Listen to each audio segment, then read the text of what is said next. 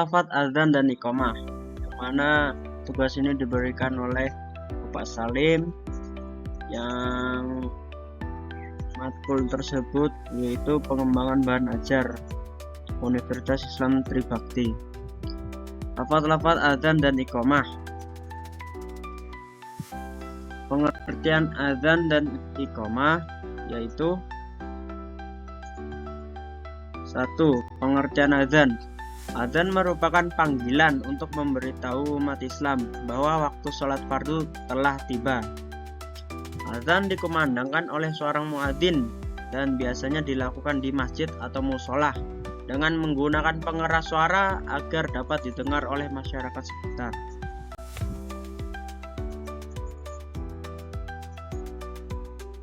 2. Pengertian iqamah. Iqamah adalah panggilan yang menginformasikan bahwa sholat akan segera dimulai.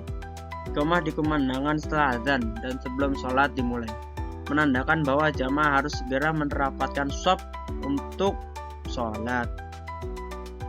Ketiga, hukum azan. Mengumandangkan azan adalah fardu kifayah untuk sholat 5 waktu di masjid atau musola. Ini berarti jika sudah ada satu orang yang melakukan, maka gugur kewajibannya bagi yang lain. Namun, mengumandangkan azan sendiri di rumah bagi pria yang melaksanakan sholat berjamaah atau sendiri di rumah adalah sunnah muakkad. Keempat, hukum iqamah. Iqamah hukumnya mengumandangkan iqamah juga adalah sunnah muakkad. Iqamah menandakan bahwa jamaah harus segera berdiri dan bersiap untuk memulai sholat. 5. Ketentuan azan. 1. Dilakukan pada waktu sholat. Azan dikumandangkan setelah masuk waktu sholat fardu. Yang kedua, menghadap kiblat. Muadzin disunahkan menghadap kiblat saat mengumandangkan azan. Ketiga, suci dari hadas besar dan kecil. Disunahkan agar muadzin dalam keadaan suci. Keempat, menutup kedua telinga. Disunahkan menutup kedua telinga dengan jari telunjuk saat azan. Kelima, mengangkat suara. Suara muadzin harus keras agar dapat didengar oleh sekitar. Keenam, berhenti sejenak di antara lafaz azan. Ada jeda singkat antara tiap kalimat azan. Keenam, ketentuan iqamah. 1. Iqamah dilakukan setelah azan. Iqamah dikumandangkan setelah azan dan sebelum dimulai sholat. Kedua, menghadap kiblat. Saat mengumandangkan iqamah harus menghadap kiblat. Ketiga, suara lebih rendah dari azan. Suara iqamah biasanya lebih rendah dan lebih cepat dari azan. Keempat, tidak perlu berhenti di antara lafaz. Tidak ada jeda panjang di antara iqamah. Lafaz azan sebagai berikut. Ya, jadi yang tadi yang ketentuan azan, ketika azan itu ditutup kedua telinganya seperti ini. Tapi dalam keadaan suci, yang dimaksud dalam keadaan suci itu lebih baik sudah dalam keadaan wudhu ya. Jadi ketika lafaz azan itu putus-putus, masih ada putus-putus dijeda. Ketika azan tutup telinga, Allahu Akbar, terus jeda, Allahu Akbar,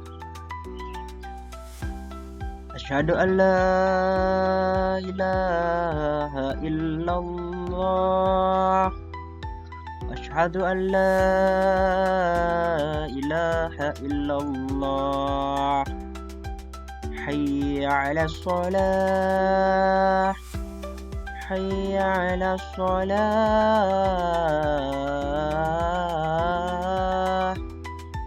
hayya 'alas shalah, hayya 'alas shalah,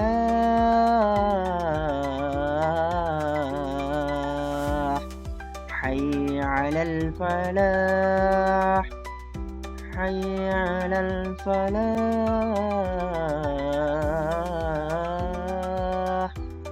hayya 'alal falah, hayya 'alal falah.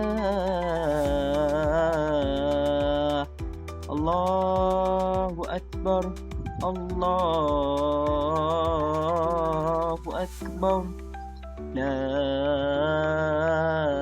ilaha illallah. Jadi ketika Allahu Akbar itu dijeda.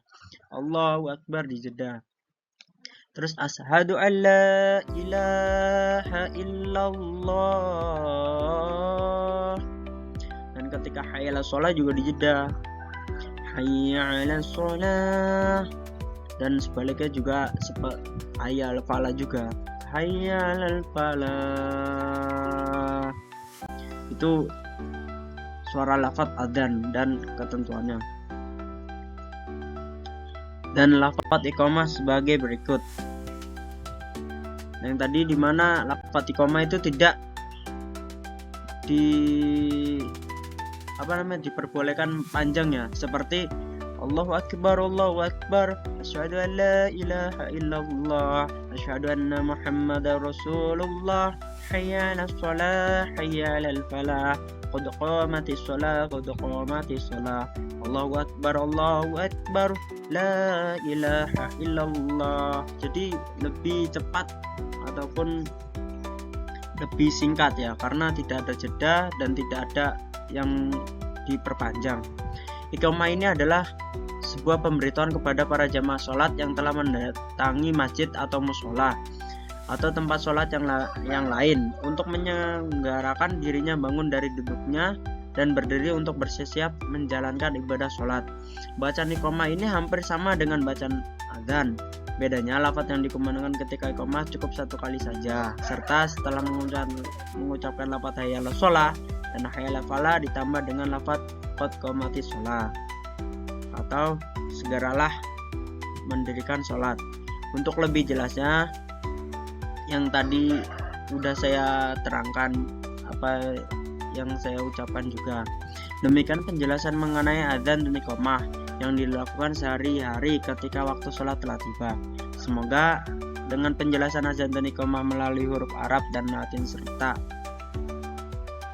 yang lain kurang lebihnya mohon maaf. Wassalamualaikum warahmatullahi wabarakatuh. Kesimpulannya yaitu adzan dan iqamah adalah elemen penting dalam ibadah sholat bagi umat Islam. Keduanya memiliki tata cara dan ketentuan khusus yang harus diperhatikan agar ibadah dapat dilaksanakan dengan benar dan khusyuk. Dengan memahami pengertian hukum, ketentuan dan lafaz dari adzan dan iqamah, kita dapat melaksanakan panggilan sholat ini dengan lebih baik dan penuh makna.